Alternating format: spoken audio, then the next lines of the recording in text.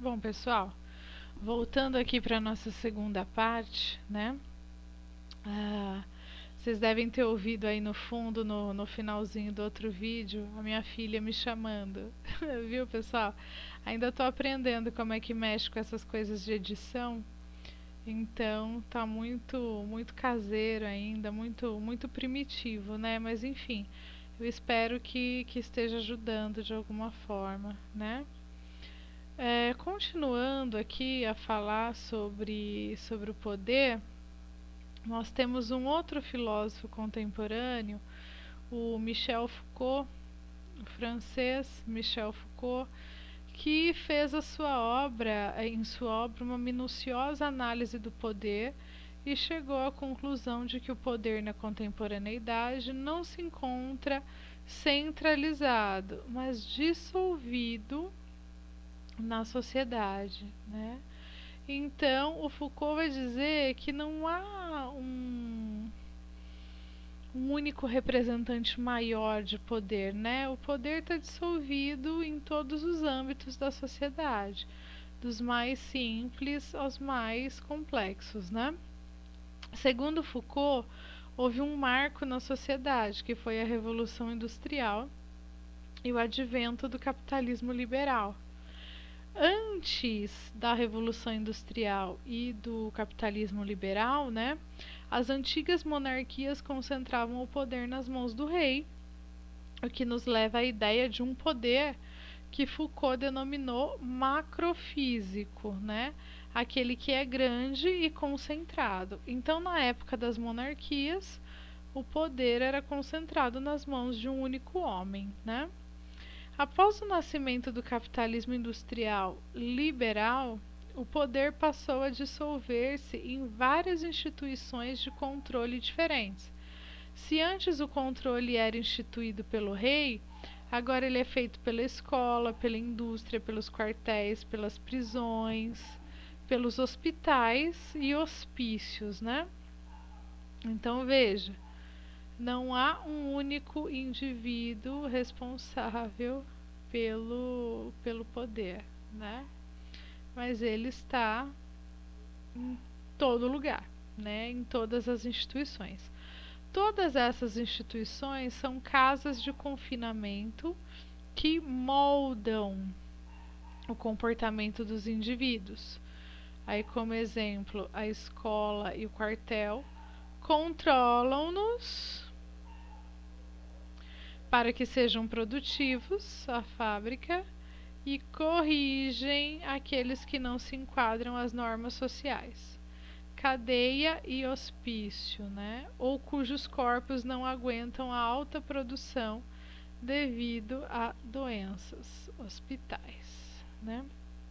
Então veja, o poder para o Foucault, diluído nessas instituições, ele tem a função de domesticar os nossos corpos, né?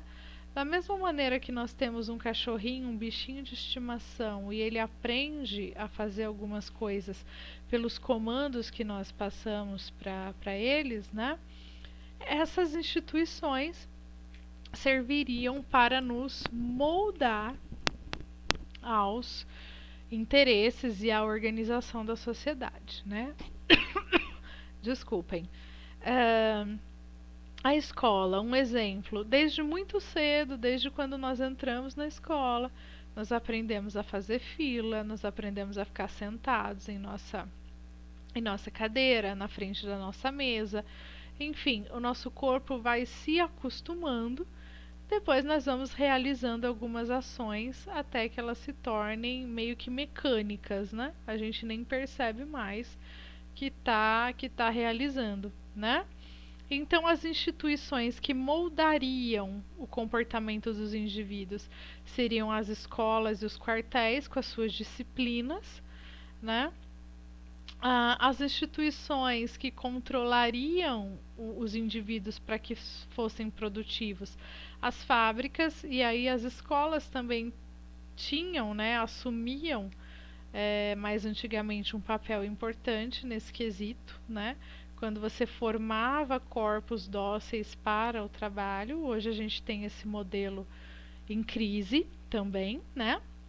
e corrigem aqueles que não se enquadram ou que ficaram doentes porque não conseguem mais produzir, né? Então nós temos as cadeias. Ele tem um livro que conta a história das prisões, né? Chamado Vigiar e Punir, que vale a pena conhecer. Ele tem um livro que ele fala um pouquinho sobre essa correção, né? Esse poder nos hospícios, que se chama A História da Loucura, né? E a gente fala, né? Cita a palavra hospício, mas hoje, já há um tempo, né, você tem todo um movimento para acabar com esses sanatórios, né, com esses hospícios. Já mudou muito a maneira como os doentes mentais são tratados, é, para humanizar mais, né, esse tratamento. Que, se vocês lerem um livro, eu recomendo muito, de uma jornalista chamada Daniela Arbex, um livro chamado O Holocausto Brasileiro. Ela vai falar de um manicômio que existia na cidade de Barbacena, aqui no Brasil. E o que acontecia lá, gente, assim, é inacreditável, né? Aí nós vamos compreender bem como é que essas instituições funcionavam no sentido mesmo de manter longe ou de manter controlados os diferentes, né? A própria escola é muito útil para manter as crianças, os jovens controlados ali entre quatro paredes, né? O Foucault também usa um exemplo, se eu não me engano, é de um outro pensador chamado Bentham, que é a ideia do panóptico, né? O panóptico seria uma construção em formato cilíndrico, onde quem estaria dentro, né, dessa construção não conseguiria ser visto pelos que estão fora, mas ele conseguiria ter uma visão de tudo. Sabe aqueles filmes quando aparecem aquelas cadeias nos Estados Unidos, onde a pessoa que vigia tem uma visão de todo o local, né? A ideia do panóptico seria mais ou menos essa. E a ideia do poder para o Foucault é essa, né? Ele está em todo lugar, mas nem sempre é visto, né? Então é interessante pensar nesse sentido. E uma outra referência de um filósofo italiano, né, chamado Norberto Bobbio, ele dizia que existem formas de poder, né, que classificam os diferentes meios de obtê-lo e exercê-lo, né? Então, de acordo com as maneiras como você obtém e exerce o poder na sociedade, você classifica esse tipo de poder, né? Partindo de uma leitura do cenário político com inspirações marxistas, né? Então o Bobbio tem uma visão marxista, né, de mundo.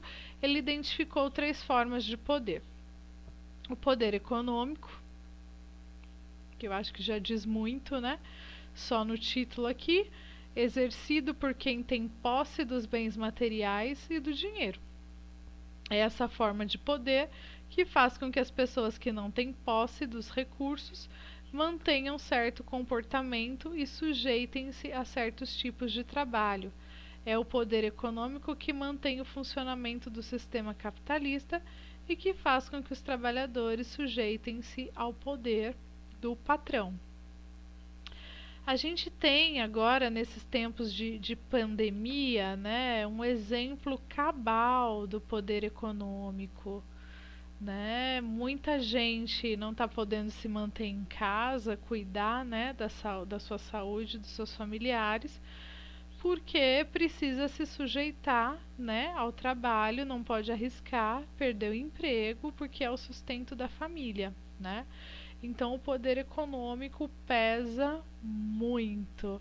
Enquanto os donos, né, das fábricas, só para dar um exemplo assim, né, o dono da empresa pode permanecer em casa, né, os funcionários têm que ficar lá, têm que fazer a economia girar, né? Um dos pressupostos do capitalismo é esse, né? a manutenção da desigualdade, né? Então precisa haver alguém que leve, né, essas engrenagens do capital para frente, né?